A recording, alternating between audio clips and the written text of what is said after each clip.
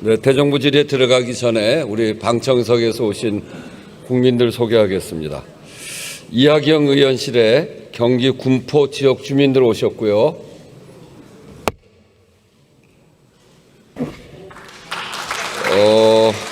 일반 방청으로 홍익대학교의 법학과 도고동문학과 학생들 함께 오셨습니다. 여러분 환영합니다. 의사일정 제1항 외교통일 안보에 관한 질문을 상정합니다. 오늘 질문하실 의원은 모두 11분입니다. 의원 1인당 질문 시간은 답변 시간을 제외하고 13분이며 질문 과정에서 전광판에 시각 자료가 표출되는 시간은 발언 시간에 포함된다는 점을 말씀드립니다. 질문하시는 의원님들의 질문 취지와 내용은 의석 단말기에 게시되어 있습니다. 그러면 먼저 인천 중구 강화 옹진 출신의 국민의힘 배준영 의원 나오셔서 질문해 주시기 바랍니다.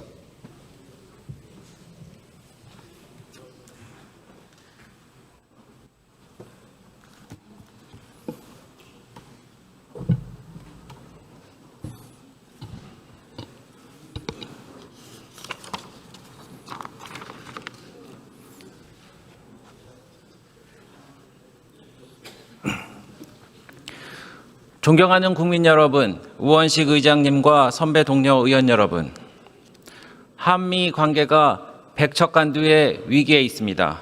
300명 넘는 대한민국 국민이 미국에서 쇠사슬에 묶이고 수용소에 갇혔습니다.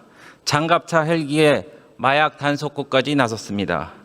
엊그제 인천 상륙작전 행사에 온 미군들은 한미 관계를 아이언클래드 얼라이언스, 즉 철통 같은 동맹이라고 했지만 광화문에 나온 반미 단체는 쇠사슬에 묶인 아이언 체인 얼라이언스라고 비꼬고 있습니다.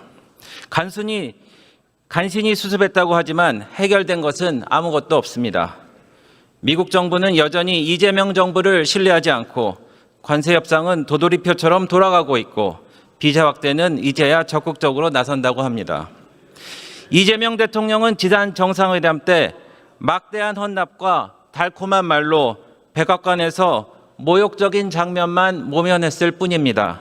그러나 해결되지 않은 문제들을 미국에 있는 300여 명의 국민들이, 미국에 진출했거나 진출하려는 기업들이, 그리고 우리 국민들이 고스란히 떠안았습니다. 이재명 정부는 국민의 안전과 생명, 재산을 지킬 의지도 실력도 없습니다. 이재명 대통령은 다시 미국으로 가서 잘못된 것을 바로잡고 문제를 해결하고 와야 합니다. 한미 상호방위조약으로 우리를 지금껏 지켜주던 미국을 왜 이렇게 돌려 세웠는지 국민들은 충격에 빠져 있습니다. 오늘 이 자리를 통해 무엇이 잘못됐는지 밝히도록 하겠습니다.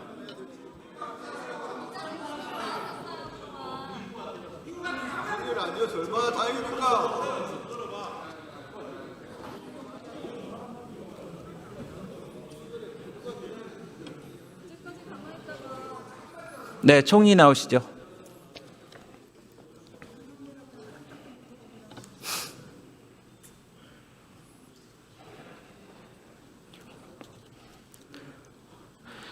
네, 조지아 사태에 대해서 묻겠습니다. 대한민국 국민이 이렇게 대규모로 미국에 구금된 사례가 있습니까? 없습니다. 미국의 우방국 국민들이 이렇게 대규모로 구금된 일이 있습니까? 제가 아는 바로는 없습니다. 미국의 불법 체류자 1,400만 명 중 한국인의 비율이 얼마 정도 되는지 아세요? 다시 한번 말씀해 주십시오. 미국의 불법 체류자 1,400명 중에 한국인의 비율이 몇 명 정도 될 것 같아요? 몇 퍼센트? 불법 체류자 1,400명 중에 10,000명. 1,400만 명 중에 한국인의 비율이 얼마나 되는가 말씀해 주십시오. 1%가 안 됩니다. 미국에는 우리나라 공장 외에 일본과 EU의 공장이 이렇게 많이 있습니다. 파란색으로 표시한 것이 일본과 EU의 공장들입니다. 빨간 게 우리나라인데요. 그런데 협상 중인 우리나라 공장만 콕 집어서 대규모 체포를 했습니다. 다른 공장도 우리와 그리 다르지 않을 텐데 왜 우리나라 공장만 표적이 됐다고 생각하십니까? 미국 측에서도 그래서 유감을 표시했습니다. 이번 조지아 사태 우리 정부의 책임이 있다면 무엇입니까? 100여일 전에 새 정부를 시작할 때까지 해결되지 않았던 문제를 지난 100일 사이에 미처 해결하지 못하고 이런 상황을 맞이하게 되는 것을 대단히 유감으로 생각하지만 반드시 해결해 내겠습니다.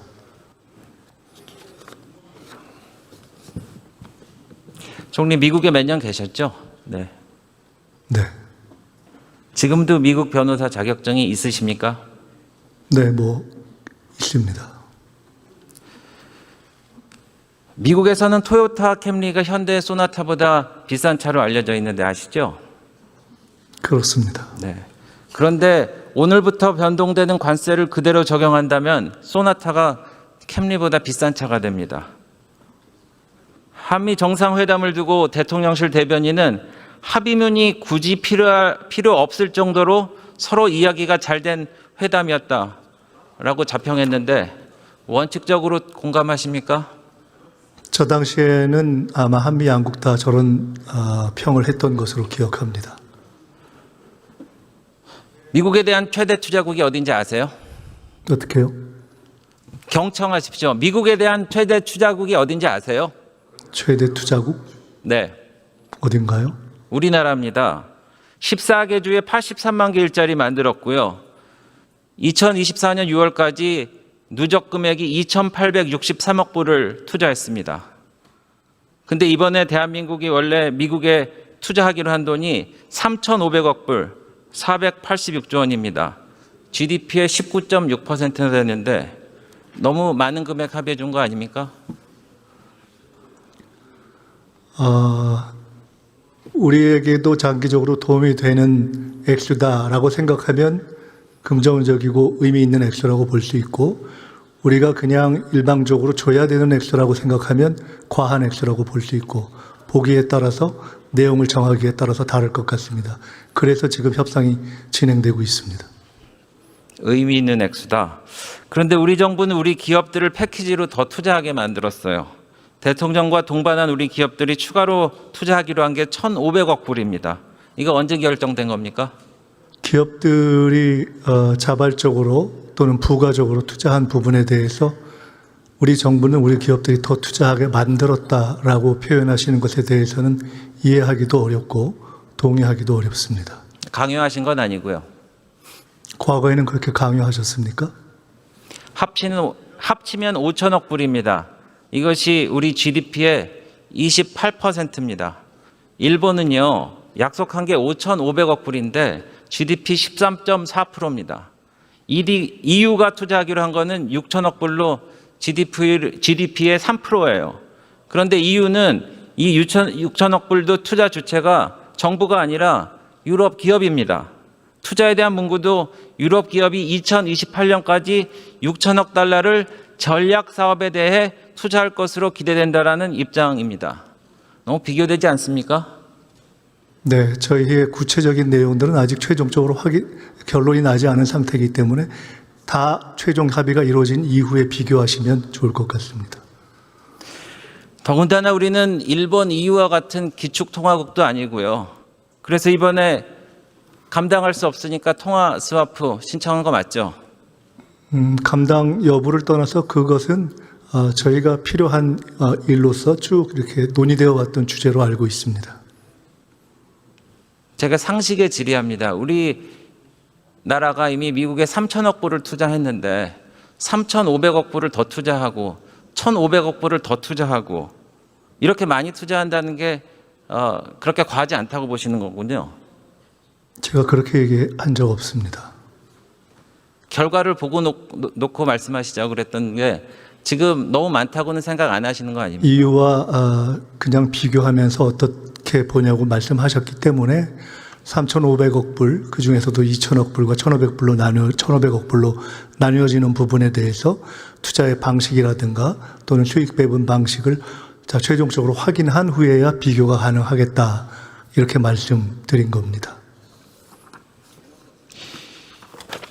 이 투자는 일자리를 창출하는데 건설 신규 투자 1조 원이 증가하면은 일자리 10,000개가 창출된다고 합니다. 대미 투자액 5천억 불이면은 697만 개의 일자리를 창출할 수 있어요. 그래서 이 협상의 레버리지가 뭐 조선사업 등 투자인지 모르겠는데 지금 상황에서 이렇게 많이 투자하고 우리가 과연 레버리지가 있는지 모르겠습니다. 총리, 이 3천억 불은 우리나라에서는 어떤 성격으로 쓰이며 수익이 어떻게 배분돼야 된다는 입장입니까? 그 문제에 대해서 지금 협상을 하고 있습니다. 그렇기 때문에 구체적으로 아니 우리 말씀드리기는 어렵습니다. 우리 정부의 협상 방향에 대해서 얘기해 보세요.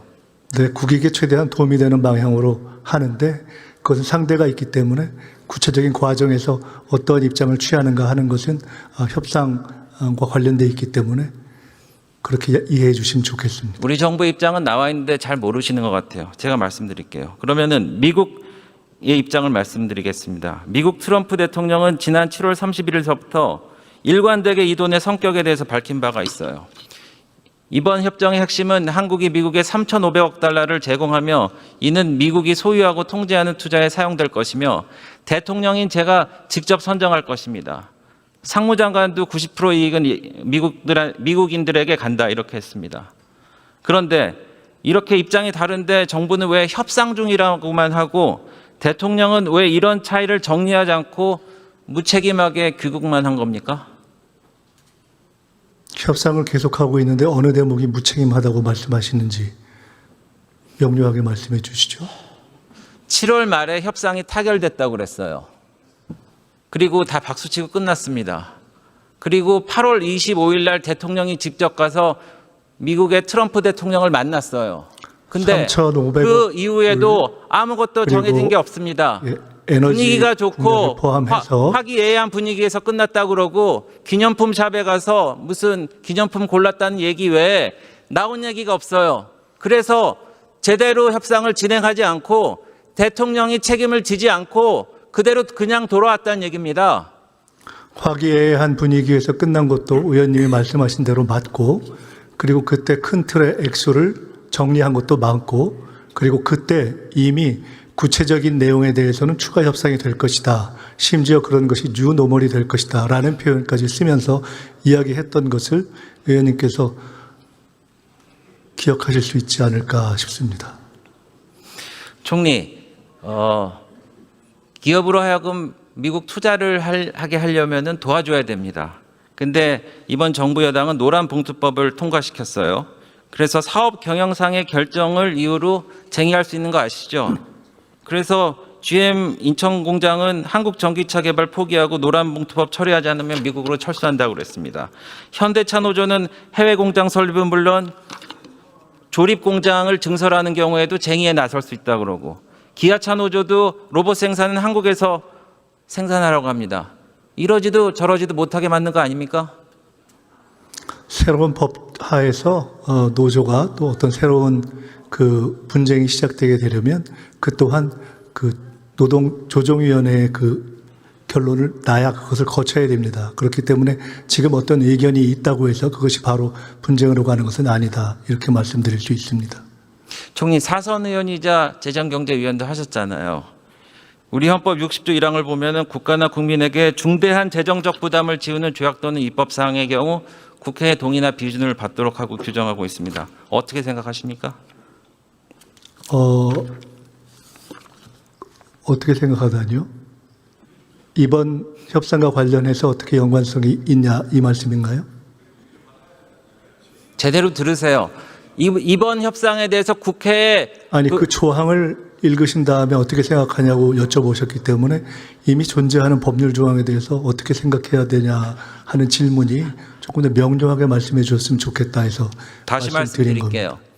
이번에 3,500억 불을 투자하는 건에 대해서 국회 비준이나 동의가 필요하다고 생각하십니까? 필요 않다고 생각하십니까?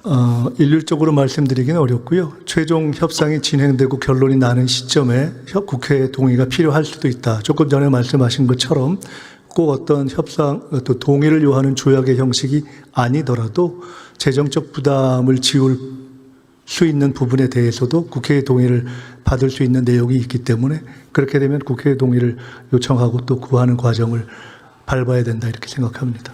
3,500억 달러를 우리 인구인 5,100만 명으로 나누면요. 우리나라 사람당 부담해야 돈이 부담해야 되는 돈이 940만 원입니다. 참고로 알아두십시오.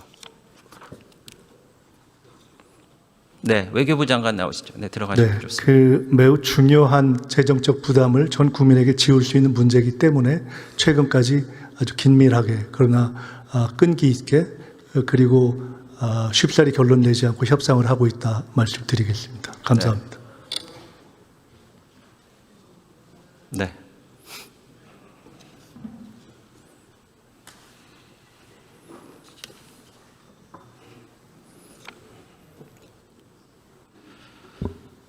장관님, 이번 사태 수습하시느라 고생 많으셨는데 저는 장관님이 그 자리에 서실 자격이 없다고 생각합니다.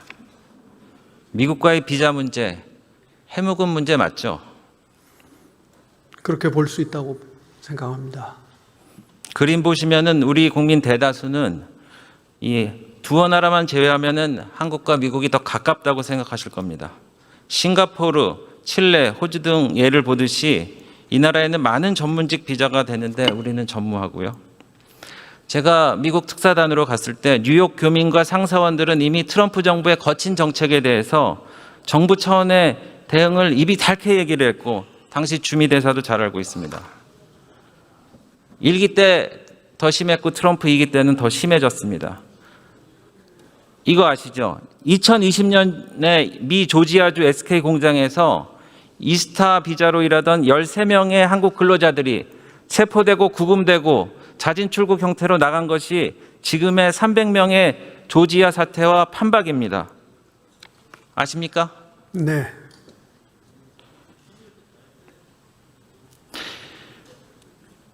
이번 대규모 투자가 이번 정상회담의 주요 의제였는데 장관은 대통령께 비자 문제를 정상회담의 주요 주제로 담아야 된다고 건의 안 하셨습니까? 한미 양측에서 정상회담의 합의문을 준비하는 과정에서 이 이슈를 저희들이 제기했습니다. 다시 묻겠습니다. 트럼프 대통령과 이재명 대통령 간의 비자에 관한 논의가 이번에 정상회담이나 비공식 회담에서 있었습니까? 정상회담에서는 있지 않았습니다. 없었죠?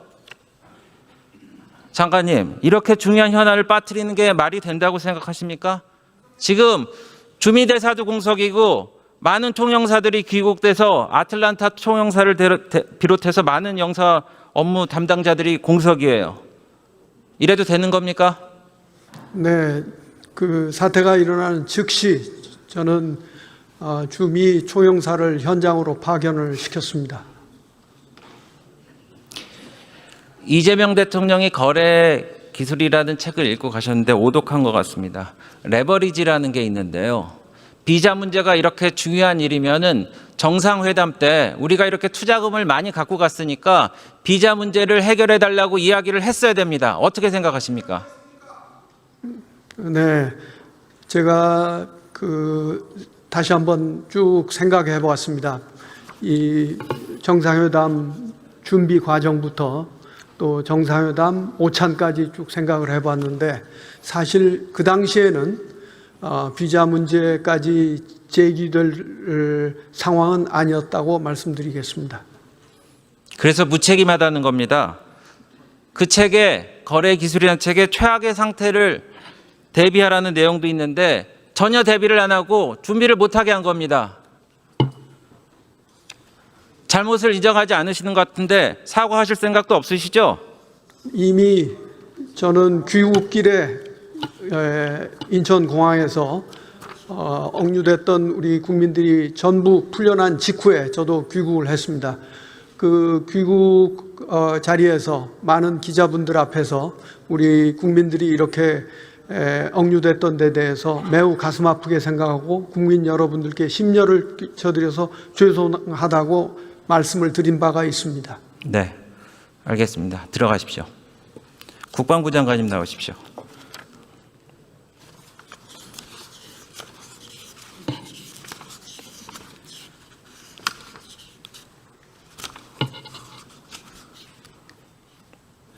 네, 국방부 장관입니다. 지금 군에서는 여러 가지 안 좋은 사건, 사고들이 일어나고 있습니다. 최근 한 달간의 군의 사고는 심각합니다.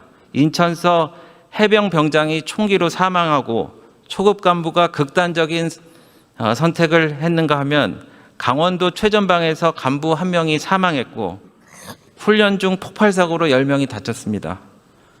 해명과 사과가 필요하실 거면 말씀해 주십시오.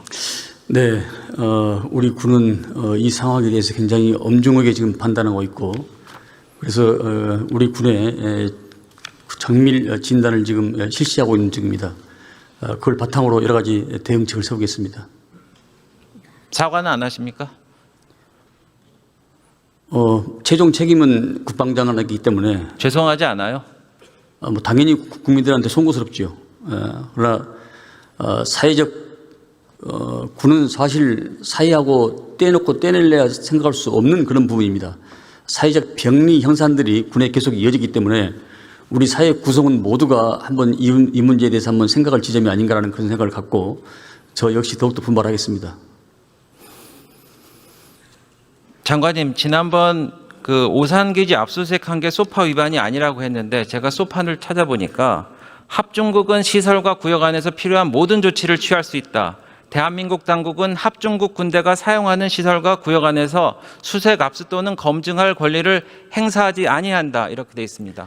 이건 아닙니까? 명시적으로 그런 합의 사항이나 수사에 대해서 내용이 부존재합니다.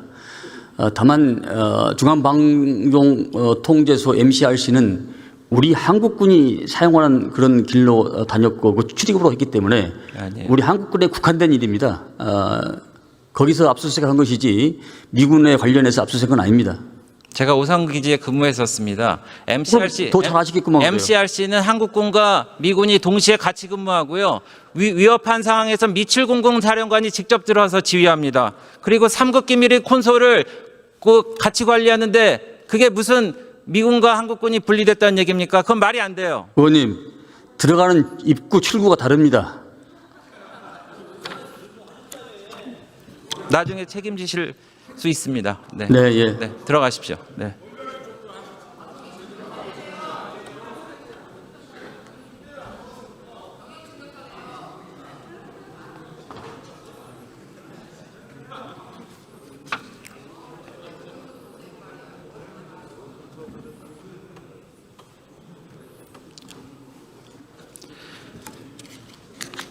존경하는 국민 여러분, 오늘 대정부 질문에서 보셨듯이 이 정부의 실용 외교라는 것이 실책 외교를 넘어 실망 외교입니다.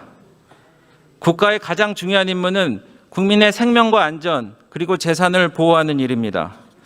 70년 전 어떤 대통령은 방공포로 석방으로 미국과 극심한 대립을 하면서도 한미 상호 방위 조약을 이끌어냈고 60년 전 어떤 대통령은 온갖 창피함을 이겨내고 서독에서 포항제철과 경부 고속도로 종잣돈을 얻어냈습니다.